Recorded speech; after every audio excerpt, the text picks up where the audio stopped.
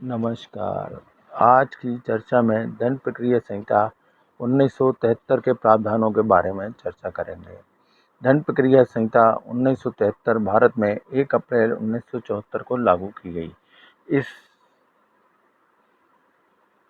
विधि में 484 धाराएं हैं और 2 अनुसूची हैं। पहली अनुसूची में अपराधों का विवरण दिया गया है कि जो भारतीय दंड संहिता के तहत अपराध हैं तो कौन सी धारा में कौन सा अपराध होगा, उसके लिए क्या दंड है, वह संज्ञेय या असंज्ञेय होगा, जमानती या अजमानती होगा और किस न्यायालय द्वारा विचारित होगा। दूसरी अनुसूची में विभिन्न धाराओं के तहत जरूरी प्रारूपों का वर्णन किया गया है, जैसे सम्मन, गिरफ्तारी वारंट, मुचलके और अन्य जरूरी प्रावधानों के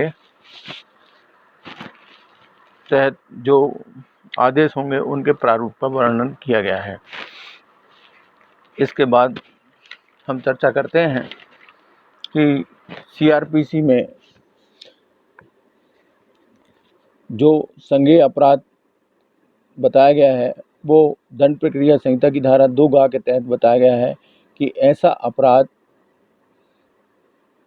संज्ञेय होगा या संज्ञेय मामला होगा जिसमें पुलिस अधिकारी प्रथम अनुसूची के या उस समय किसी अन्य विधि के अनुसार किसी अपराधी को बिना वारंट के गिरफ्तार कर सकता है।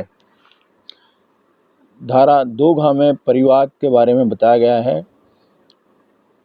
मजिस्ट्रेट के द्वारा कार्रवाई के लिए लिखित या मौखिक ज्ञात या ज्ञात अपराध के लिए कोई सूचना दी जाती है तो उसे परिवाद कहते हैं, किंतु परिवाद में पुलिस रिपोर्ट को शामिल नहीं किया गया है। यहाँ हम चर्चा कर रहे हैं कि प्रतियोगी परीक्षाओं में जो प्रश्न आते हैं उनसे संबंधित महत्वपूर्ण प्रावधानों के बारे में चर्चा कर रहे हैं कि परीक्षाओं में जैसे पूछ लेते हैं संज्ञेय अपराध से क्या आशय है, या मजिस्ट्रेट के समक्ष किसी ज्ञात अज्ञात अपराध के लिए जो जानकारी या शिकायत की जाती है उसे परिवाद कहते हैं। ऐसे ही शब्द है जांच। दंड प्रक्रिया संहिता की धारा 2 में जांच के संबंध में बताया गया है कि विचारण से भिन्न प्रत्येक जांच जो दंड प्रक्रिया संहिता के अधीन मजिस्ट्रेट या न्यायालय द्वारा की जाती है। यहाँ विशेष ध्यान देने योग्य बात है कि जांच न्यायालय द्वारा की जाती है, पुलिस द्वारा नहीं की जाती। इसके बाद शब्द आता है अन्वेषण। इसे दंड प्रक्रिया संहिता की धारा 2 में स्पष्ट किया गया है कि ऐसी सब कार्रवाइयाँ जो पुलिस द्वारा या मजिस्ट्रेट द्वारा नियुक्त किसी व्यक्ति द्वारा साक्ष्य एकत्र करने के लिए की जाती हैं वो अन्वेषण कहलाती हैं। इसके बाद न्यायिक कार्रवाई। दंड प्रक्रिया संहिता की धारा 2 में बताया गया है कि ऐसी कार्रवाई जिसके अंतर्गत शपथ पर साक्ष्य ली जाती है तो यह मजिस्ट्रेट न्यायालय के समक्ष कार्रवाई की जाती है जो न्यायिक कार्रवाई कहलाती है। अब बात आती है पुलिस रिपोर्ट। दंड प्रक्रिया संहिता की धारा 2 में व्यक्त किया गया है कि धारा 173(2) दंड प्रक्रिया संहिता के तहत पुलिस अधिकारी द्वारा मजिस्ट्रेट को भेजी गई रिपोर्ट से है। इसका मतलब यह है कि जब पुलिस किसी मामले में जांच कर लेती है तब वह जो अभियोग पत्र पेश करती है धारा 173(2) के तहत तो वो पुलिस रिपोर्ट कहलाती है। इसके बाद सम्मन मामला। दंड प्रक्रिया संहिता की धारा 2 में बताया गया है कि जो किसी अपराध से संबंधित है और जो वारंट मामला नहीं है। अब बात उठती है कि वारंट मामला क्या होगा, तो धारा 2 में बताया गया है कि जो मृत्यु, आजीवन कारावास या 2 वर्ष से अधिक के कारावास से दंडनीय अपराध से संबंधित मामला है, वो वारंट मामला कहलाता है। इसके बाद हम समझते हैं कि न्यायालय में जो केस चलते हैं उसमें फरियादी अर्थात पीड़ित पक्ष की तरफ से जो कार्रवाई वकील करता है, तो यहाँ विशेष ध्यान देने योग्य बात है कि पीड़ित की तरफ से मामले में जो राज्य के द्वारा प्रस्तुत होते हैं, तो राज्य के द्वारा लोक अभियोजक की नियुक्ति की जाती है। और यदि कोई प्राइवेट व्यक्ति परिवाद करता है तो उस मामले में वो अपना वकील लगा सकता है, किंतु आपराधिक मामले जिनमें राज्य पक्ष होता है, इसमें सरकार नहीं होती है, इसमें राज्य पक्ष होता है और राज्य की तरफ से मामले में पैरवी के लिए लोक अभियोजक को नियुक्त किया जाता है, जो विधि व्यवसायी होता है और जिसे 7 वर्ष का अनुभव होता है, और उसकी नियुक्ति अभियोजन मामलों के लिए सरकार के द्वारा की जाती है। यहाँ विशेष ध्यान देने योग्य बात है कि अदालत में जो कार्रवाई होती है उसमें जो प्रतियोगी परीक्षाओं में प्रश्न आते हैं उसमें ऐसा पूछते हैं कि लोक अभियोजक की नियुक्ति के लिए कितने वर्ष का अनुभव होना चाहिए। फिर यहीं पे हम समझ लेते हैं कि विशेष लोक अभियोजक किन्हीं विशेष मामले या विशेष वर्ग के मामलों के लिए सरकार द्वारा विशेष लोक अभियोजक की नियुक्ति की जाती है। विशेष लोक अभियोजक के लिए 10 वर्ष के विधि व्यवसाय के रूप में अनुभव की ज़रूरत होती है। ये ध्यान देने योग्य बात है। लोक अभियोजक के मामले में 7 वर्ष के अनुभव की ज़रूरत होती है, विशेष लोक अभियोजक के मामले में 10 वर्ष के अनुभव की ज़रूरत होती है। धारा 25 में सहायक लोक अभियोजक का विवरण है। राज्य सरकार प्रत्येक जिले में मजिस्ट्रेट के न्यायालय में अभियोजन के संचालन के लिए जो वकील नियुक्त करती है उनको सहायक लोक अभियोजक कहते हैं। धारा 24 में जो बताया गया है वो सेशन मामलों के लिए लोक अभियोजक होते हैं। धारा 25 में मजिस्ट्रेट न्यायालयों के लिए जो सहायक लोक अभियोजक होते हैं उनका विवरण दिया गया है। अब हम देखते हैं किशोरों के मामले में मृत्यु या आजीवन कारावास से दंडनीय जो मामले नहीं हैं उनमें 16 वर्ष से कम आयु के जो व्यक्ति होते हैं उनके मामले किशोरों से संबंधित मामले होते हैं। उनकी ट्रायल सीजेएम या बालक अधिनियम के तहत अन्य किसी विधि के अनुरूप अधीन विशेष रूप से सशक्त मजिस्ट्रेट के द्वारा की जाती है। जो प्रचलन में है कि सीजेएम या संबंधित क्षेत्र के कोई अन्य प्रथम श्रेणी मजिस्ट्रेट को किशोर न्यायालय का मजिस्ट्रेट बनाया जाता है। अब बात आती है कि पुलिस द्वारा बिना वारंट के गिरफ्तार करने के संबंध में धारा 41 में प्रावधान है। तो कई बार प्रश्न आता है कि बिना वारंट के गिरफ्तार किया जाता है किस धारा में, तो उसका उत्तर है धारा 41 में। धारा 41 को समझ लेना जरूरी है। पुलिस द्वारा बिना वारंट के किसी संज्ञेय अपराध या राज्य सरकार के आदेश से किसी घोषित अपराधी को या विधि अभिरक्षा से भागे हुए किसी व्यक्ति को बिना वारंट के गिरफ्तार किया जा सकता है। अब बात आती है कि गिरफ्तार व्यक्ति उससे पूछताछ के दौरान क्या अधिवक्ता को मिलने का अधिकार है।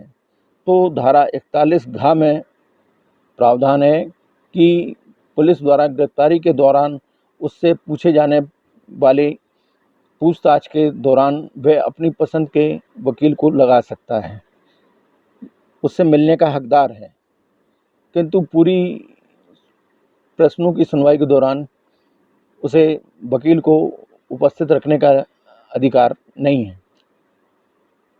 अब आगे देखते हैं गिरफ्तार व्यक्ति के बारे में क्या सूचना उसके परिवार के लोगों को देना जरूरी है। धारा 50 का में बताया गया है कि यदि किसी व्यक्ति को गिरफ्तार किया जाता है तो उसके मित्र, नातेदार या अन्य व्यक्ति जिसे नाम निर्देशित करता है उसे इसकी सूचना दी जाना जरूरी है। धारा 53 का में बताया गया है कि बलात्संग या बलात्संग के प्रयत्न करने के अपराधी व्यक्ति की चिकित्सा व्यवसायी द्वारा परीक्षा किए जाने का प्रावधान किया गया है। यह दंड प्रक्रिया संहिता में 2005 के संशोधन जो दिनांक 23/6/2006 से प्रभावी हुआ है उसकी धारा 9 द्वारा जोड़ा गया है। अब बात आती है गिरफ्तार व्यक्ति की चिकित्सा अधिकारी द्वारा परीक्षा। तो धारा 54 में इस संबंध में प्रावधान किया गया है। यह 2008 के संशोधन जो 2009 में लागू हुआ है उसके तहत प्रावधान किया गया है। धारा 54 का में गिरफ्तार व्यक्ति की शिनाख्त के संबंध में प्रावधान किया गया है। पुलिस थाने के भारसाधक अधिकारी द्वारा प्रकरण की जांच में यदि किसी अपराधी की शिनाख्त के संबंध में ज़रूरत होती है तो उसके अनुरोध पर मजिस्ट्रेट द्वारा इस संबंध में प्रावधान किया गया है।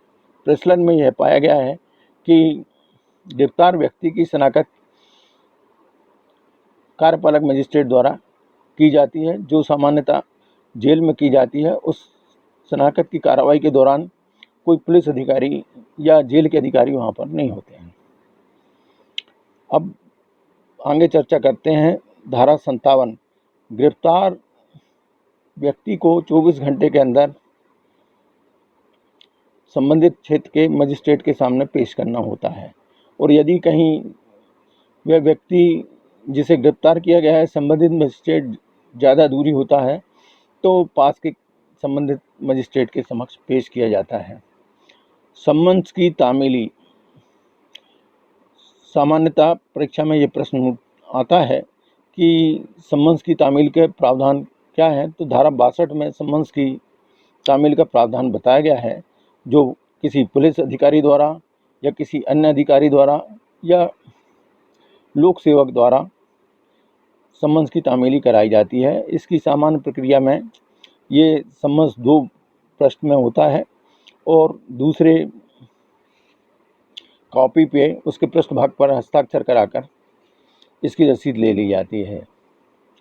अब बात आती है कि गिरफ्तारी वारंट के बारे में क्या प्रावधान है। तो धारा 70 दंड प्रक्रिया संहिता में बताया गया है कि गिरफ्तारी वारंट लिखित में होता है, जिसमें न्यायालय के पीठासीन अधिकारी के द्वारा हस्ताक्षर किए जाते हैं और न्यायालय की मुद्रा अंकित होती है। गिरफ्तारी वारंट तब तक प्रवर्तन में रहता है जब तक कि वह संबंधित मजिस्ट्रेट द्वारा या अधिकारी द्वारा जिस न्यायालय से जारी किया गया रद्द नहीं कर दिया जाता, या जब तक उसका निष्पादन नहीं हो जाता। अब बात आती है कि जांच या कार्रवाई के दौरान कोई दस्तावेज या चीज़ पेश करने के संबंध में क्या प्रावधान है। तो धारा 91 दंड प्रक्रिया संहिता में प्रावधान किया गया है कि न्यायालय या पुलिस अधिकारी किसी दस्तावेज या चीज़ को मामले की परिस्थितियों में आवश्यक होने पर लिखित समय स्थान पर उसे पेश करने के लिए जिस व्यक्ति के कब्जे में दस्तावेज या वस्तु है उसको हाजिर करने या पेश होकर हाजिर करने के लिए आदेश कर सकता है। अब एक सवाल आता है कई बार कि अपराध स्थितियों को वापस कराने के लिए क्या प्रावधान है। तो इस संबंध में धारा 98 में बताया गया है कि शपथ पर परिवाद करने की दशा में जिला मजिस्ट्रेट, उपखंड मजिस्ट्रेट या प्रथम वर्ग मजिस्ट्रेट के समक्ष जो उनके विधिक संरक्षक हैं उनके द्वारा आवेदन करने पर उन्हें तत्काल उनके समक्ष पेश किया जाएगा, और जो उनके वैधानिक संरक्षक हैं उनको उनसे वापस किया जाएगा। अब बात आती है कि सदाचार की प्रतिभूति के संबंध में क्या प्रावधान है, या कई बार ऐसा पूछ लिया जाता है कि सदाचार की प्रतिभूति के लिए बंद पत्र कौन ले सकता है या कैसे अपराधों के बारे में सदाचार के लिए प्रतिभूति ली जाती है, तो इस संबंध में दंड प्रक्रिया संहिता की धारा 110 में प्रावधान किया गया है कि आतंक, लुटेरे, गृह भेदक, चोर, कूटरचित, दस्तावेजों वाले, व्यापरण वाले, छल करने वाले जो भयंकर अपराधी हैं, उनसे कार्यपालक मजिस्ट्रेट 3 साल से अनधिक अवधि तक के लिए सदाचार के लिए प्रतिभू सहित बंधपत्र लेने का आदेश कर सकता है। अब बात आती है भरण पोषण के संबंध में। भारत में दंड प्रक्रिया संहिता की धारा 125 के तहत प्रावधान किया गया है कि पर्याप्त साधनों वाला व्यक्ति, उसकी पत्नी, धर्मज या अधर्मज संतान, वयस्क संतान यदि स्त्री है और मानसिक या असामान्यता या किसी क्षति के कारण अपना भरण पोषण करने में असमर्थ है, तो उनका भरण पोषण करने के लिए वह जिम्मेदार है और वह अपने माता पिता का भरण पोषण करने के लिए भी जिम्मेदार है। अब आगे बढ़ते हैं अपन, तो न्यूसेंस के संबंध में कई बार प्रश्न आता है। दंड प्रक्रिया संहिता की धारा 133 में न्यूसेंस के प्रावधान बताए गए हैं। इसके लिए जरूरी है कि किसी लोक स्थान में राज्य की संपत्ति या आमोद प्रमोद के लिए कोई खाली स्थान है वहाँ, या अन्य किसी स्थिति में कोई व्यक्ति ऐसे कार्य करता है जिससे लोगों को परेशानी होती है, तो उसके संबंध में कार्यपालक मजिस्ट्रेट, जिला मजिस्ट्रेट या उपखंड मजिस्ट्रेट के द्वारा न्यूसेंस हटाने का आदेश किया जाता है। ऐसे आदेश का पालन न करने पर कौन सी धारा का अपराध होगा? ऐसे आदेश का पालन नहीं करने पर धारा 188 दंड प्रक्रिया संहिता का अपराध होगा। अब आगे चर्चा करते हैं 145 दंड प्रक्रिया संहिता। इसके बारे में प्रावधान है कि कार्यपालक मजिस्ट्रेट पुलिस या अन्य किसी की सूचना पर भूमि, जल के विवाद या परिसीमा के संबंध में कोई विवाद जिससे परिशांति भंग होने की संभावना है, जब किसी व्यक्ति को 2 माह पूर्व सदोष रूप से बेकब्जा किया गया है, तो उसके बारे में वह उचित आदेश कर सकता है। अब अगला पड़ाव इस तरीके से है कि धारा 154 दंड प्रक्रिया संहिता यह महत्वपूर्ण धारा है। इसमें यह बताया गया है कि किसी भी असंज्ञेय अपराध की जानकारी किसी पुलिस थाने के भार साधक अधिकारी को मौखिक या लिखित रूप में दी जाती है, तो वह स्वयं या उसके निर्देश के अधीन उसे दर्ज कराएगा।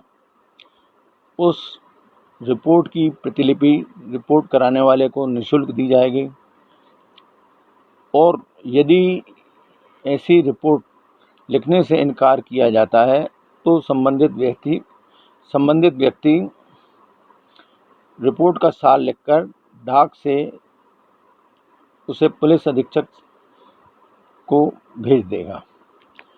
अब बात आती है असंज्ञेय मामलों के बारे में क्या हुआ, तो धारा 155 दंड प्रक्रिया संहिता में बताया गया है कि किसी थाने में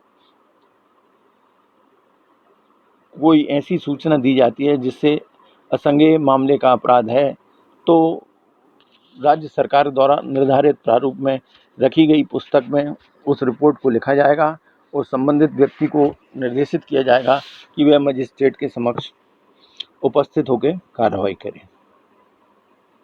अब धारा 156(3) के बारे में भी प्रश्न आता है कई बार, तो इसमें बताया गया है कि धारा 190 के अधीन जो सशक्त मजिस्ट्रेट होता है उसके द्वारा आदेश करने पर पुलिस अन्वेषण करेगी। अब पुलिस जांच के दौरान जो कथन लेख करती है उसके संबंध में धारा 161 दंड प्रक्रिया संहिता में प्रावधान किया गया है। कोई पुलिस अधिकारी किसी मामले में उसके तथ्यों से परिचित व्यक्ति से मौखिक परीक्षा करता है और उसके कथन लिखता है, ये कार्रवाई धारा 161 दंड प्रक्रिया संहिता के तहत की जाती है।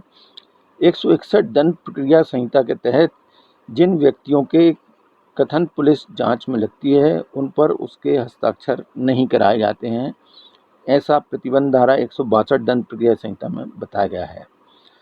अब कई बार बात आती है संस्वीकृतियों के संबंध में, तो दंड प्रक्रिया संहिता की धारा 164 में बताया गया है कि संस्वीकृतियों और कथनों को अभिलिखित करना महानगर या न्यायिक मजिस्ट्रेट द्वारा किया जाता है और ऐसे कथन और संस्वीकृति को लिखने के पहले संबंधित व्यक्ति को चेतावनी देना जरूरी है कि वे कथन करने के लिए बाध्य नहीं है और वह कथन करता है तो उसके विरुद्ध इस्तेमाल किए जा सकते हैं। तो इस संबंध में कई बार प्रश्न आता है कि संस्वीकृति को किसके द्वारा लिखा जाता है, तो उसका स्पष्ट उत्तर है महानगर या न्यायिक मजिस्ट्रेट जो भी होते हैं। और कई बार चेतावनी के संबंध में भी प्रश्न आता है, तो जब ऐसे कथन या संस्कृति लिख की जाती है तो उस संबंधित व्यक्ति को मजिस्ट्रेट द्वारा चेतावनी देना जरूरी है कि वह कथन कराने के लिए बाध्य नहीं है और यदि वह कथन कराता है तो उसे उसके विरुद्ध उपयोग में किया जा सकता है। धारा 164 का में प्रावधान किया गया है कि बलात्संग या बलात्संग के प्रयत्न से पीड़ित की चिकित्सीय परीक्षा अपराध की इत्तला के 24 घंटे के अंदर कराई जाएगी। ये प्रावधान बाद में संशोधन के द्वारा किया गया है। अब बात यह आती है कि जब पुलिस किसी व्यक्ति को गिरफ्तार करती है और 24 घंटे में उसका अन्वेषण नहीं होता है तो ऐसी दशा में उसको धारा 167 के तहत मजिस्ट्रेट के समक्ष पेश किया जाता है और मजिस्ट्रेट उचित होने पर यदि जांचकर्ता द्वारा पुलिस द्वारा मजिस्ट्रेट से प्रार्थना की जाती है तो अधिकतम 15 दिन की अवधि के लिए उसे अभिरक्षा में रखने का आदेश कर सकता है। यहाँ विशेष ध्यान देने योग्य बात है कि कुल 90 दिन तक जहाँ की अपराध मृत्यु या आजीवन कारावास या 10 वर्ष से कम अवधि के कारावास से दंडनीय अपराध नहीं है, वहाँ 90 दिन तक उसे अभिरक्षा में रख सकता है। और जो अभिरक्षा में रखा जाता है पुलिस अभिरक्षा के अलावा वो न्यायिक अभिरक्षा कहलाती है। और अन्य अपराध के बारे में 60 दिन तक की अवधि तक प्राधिकृत करने का प्रावधान किया गया है। और यह भी प्रावधानित है कि अभिरक्षा में रखने के लिए अभियुक्त को मजिस्ट्रेट के समक्ष पेश किया जाए। वर्तमान समय में उसे वीडियो कॉन्फ्रेंसिंग के द्वारा भी पेश किया जा सकता है। अब आगे कार्रवाई के संबंध में बात आती है धारा 172 में। जब पुलिस अन्वेषण करती है तो अन्वेषण के दौरान जो कार्रवाई करती है, गवाहों के बयान लिखती है या अन्य कार्रवाई रहती है, तो उसकी प्रतिदिन की कार्रवाई का इंद्राज एक डायरी में किया जाता है। उस डायरी को न्यायालय जांच या विचारणा के समक्ष समय मंगा सकती है, उसका साक्ष्य के रूप में उपयोग नहीं होता है। और पुलिस अधिकारी द्वारा यदि स्मृति ताज़ा करने के लिए उपयोग में लाई जाती है तो उसका खंडन या अन्य 161 के प्रावधान के तहत मजिस्ट्रेट की अनुमति से अभियुक्त के अधिवक्ता द्वारा उसका उपयोग किया जा सकता है। अब बात आती है पुलिस रिपोर्ट। बताया था जैसा पहले, तो धारा 173(2) में अन्वेषण समाप्त होने के बाद पुलिस द्वारा मजिस्ट्रेट को रिपोर्ट की जाती है। अब बात ये आती है कि अगर पुलिस मजिस्ट्रेट को रिपोर्ट कर देती है तो क्या आगे अन्वेषण कर सकती है? इसका उत्तर हाँ है। धारा 173(8) के तहत बताया गया है कि किसी भी मामले में अन्वेषण में पुलिस रिपोर्ट करने के बाद आगे अन्वेषण पर कोई रोक नहीं है। पुलिस अतिरिक्त मौखिक साक्ष्य या दस्तावेज जो मामले के निराकरण के लिए जरूरी हों उन्हें एकत्र कर सकती है और अतिरिक्त रिपोर्ट निश्चित फॉर्म में मजिस्ट्रेट के समक्ष पेश कर सकती है। अब बात आती है आत्महत्या आदि के संबंध में मर्ग जांच की चर्चा होती है तो उसके संबंध में प्रावधान किया गया है धारा 174 दंड प्रक्रिया संहिता में कि यदि कोई आत्महत्या या अन्य ऐसी कोई जीव जंतु या यंत्र या दुर्घटना या ऐसी जो स्पष्ट कारण ना समझ में आ रहा हो, ऐसी स्थिति में किसी व्यक्ति की मृत्यु की दशा में धारा 174 दंड प्रक्रिया संहिता के तहत जांच की जाती है। इसमें मृत्यु समीक्षा जिला मजिस्ट्रेट उपखंड या राज्य सरकार द्वारा या जिला मजिस्ट्रेट द्वारा सशक्त कोई मजिस्ट्रेट द्वारा की जा सकती है। अब बात आती है कि पुलिस अभिरक्षा में या न्यायालय की अभिरक्षा में यदि किसी व्यक्ति की मृत्यु हो जाए तो उस स्थिति में धारा 176 दंड प्रक्रिया संहिता के तहत मृत्यु की जांच का प्रावधान किया गया है। इसमें और भी बहुत सी बातें हैं, किंतु परीक्षा की दृष्टि से इतना पर्याप्त है और ज़रूरी जानकारी के लिए 176 को विस्तृत रूप से पढ़ने की ज़रूरत होगी।